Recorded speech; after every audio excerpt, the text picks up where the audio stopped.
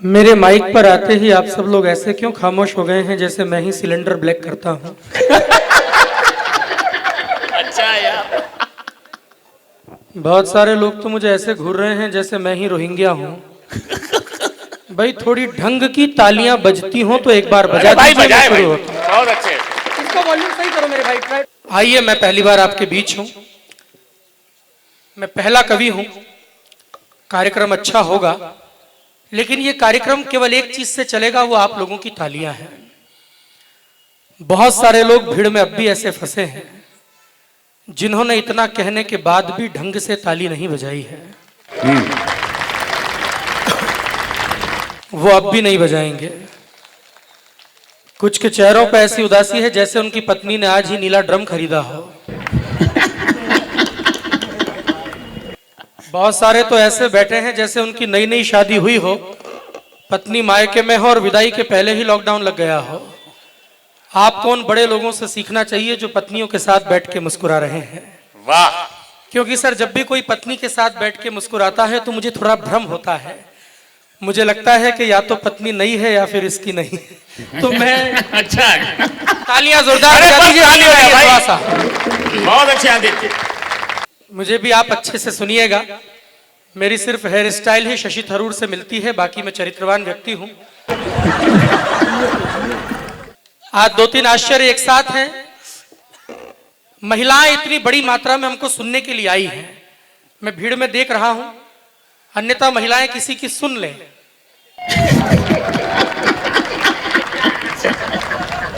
जो दो चार कूट के तालियां बजी हैं, इन तालियों में दर्द छलक रहा है। अच्छा है भाई। ये गवाह है अंकल, इतिहास गवाह है हमारा। भारत की महिलाएं अपने पति को 2 घंटा लेक्चर देने के बाद ये कहती हैं कि मैंने तो आजकल इनसे कुछ कहना ही छोड़ दिया है।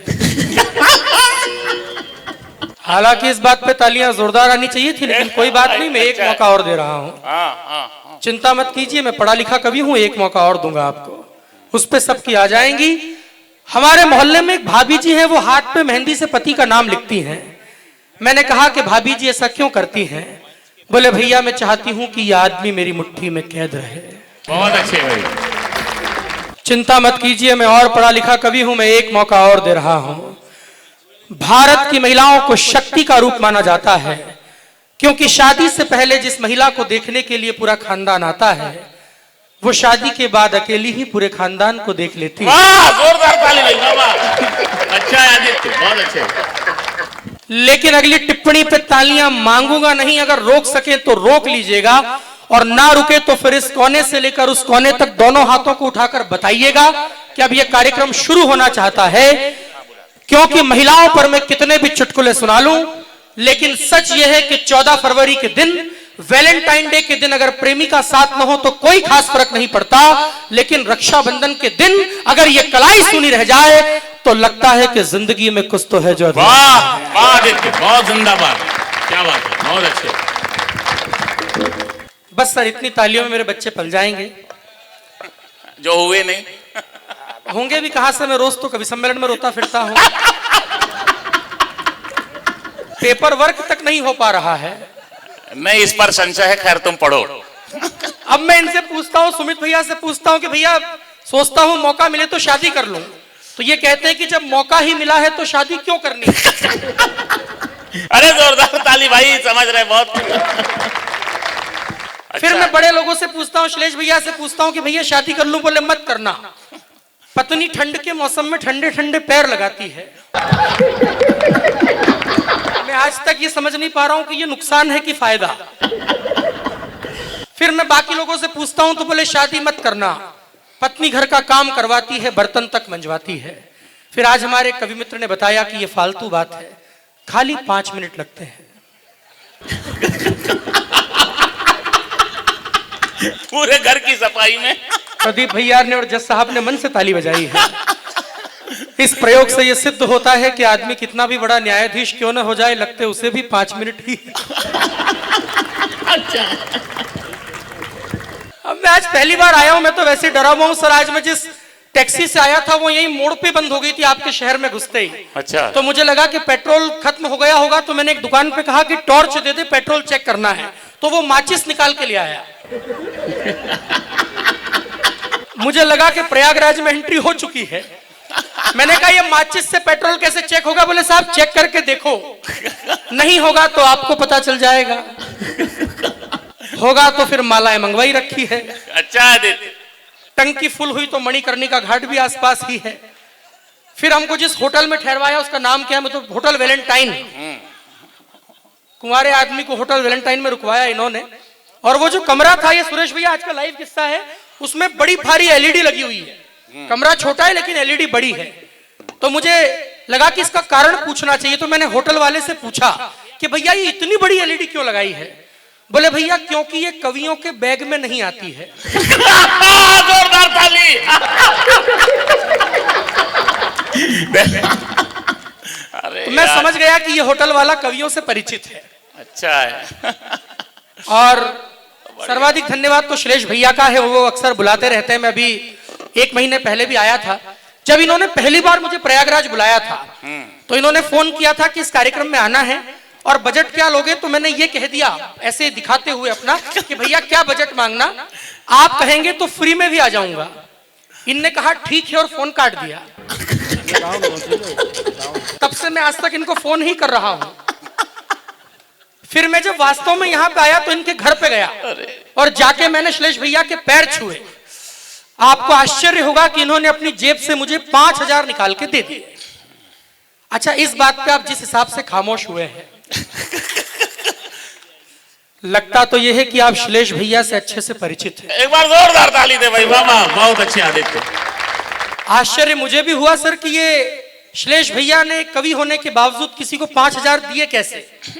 मैंने इनसे पूछा तो इनने कहा कि ये बड़ा शहर है प्रयागराज, जब कोई छोटा आके पैर छूता है ना तो जेब में जितने भी पैसे होते हैं वो उसे निकाल के दे दिए जाते हैं। पूरी बात अभी। ये ताली बजाने की बात नहीं थी। ताली बजाने की बात यह है कि मैंने तुरंत इनकी पत्नी के भी पैर छुए।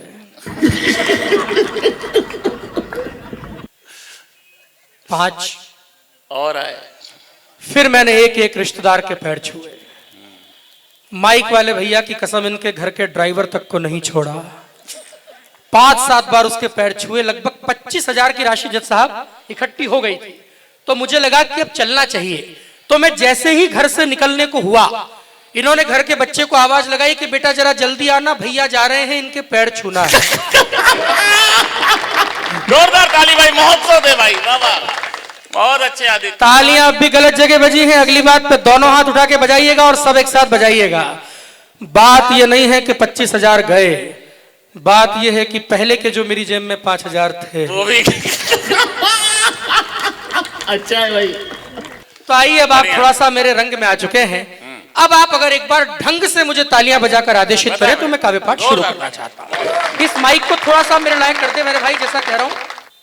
जो बात मानती हो वो घर वालियां मिले। अच्छा है। इसमें क्या अच्छा है? नहीं, सपना है भैया, घर वालियां कह रहा हूं। आप शादीशुदा होने के बावजूद घर वालियों पे अच्छा कह रहे हैं। ये कहना पड़ता है सर, मैं थोड़ा बारीक बातों का कवि हूं सर। आप एक ही सोफे पे 3 जने बैठे हैं, मैं आपकी पीड़ा समझ पा रहा हूं। शायद इसीलिए आपने घरवालिया शब्द पे तुरंत उचक के हाँ किया है। मैं ये बता रहा था सर, घरवालिया कहना मुझे समझना शुरू कीजिएगा, बारीक बातों का कवि हूं।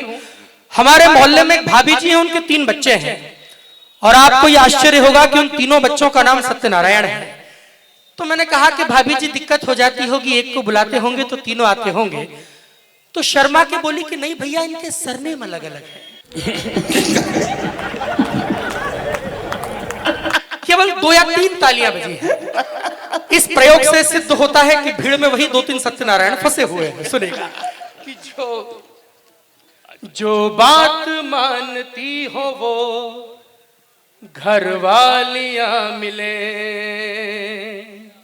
मिले बच्चे मिले। नहीं कोई बात, बेटियां तो सर अच्छी बात है, बेटियां मंच पे आ गई, इससे ज्यादा और क्या चाहिए?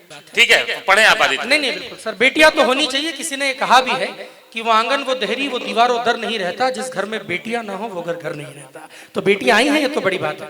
2-4 लोग ताली बजा रहे हैं, आप भी रहने दो। सुनो कि जो बात मानती हो वो घर वालियां मिले, बहुत अच्छे। ससुराल में भी तीन तीन सालियां मिले। मैं रंग में आ जाऊंगा, बस एक शर्त है। मैं रंग में आ जाऊंगा, बस एक शर्त है। गर एक बार जोरदार तालियां, जोरदार तालियां भाई, बहुत अच्छे।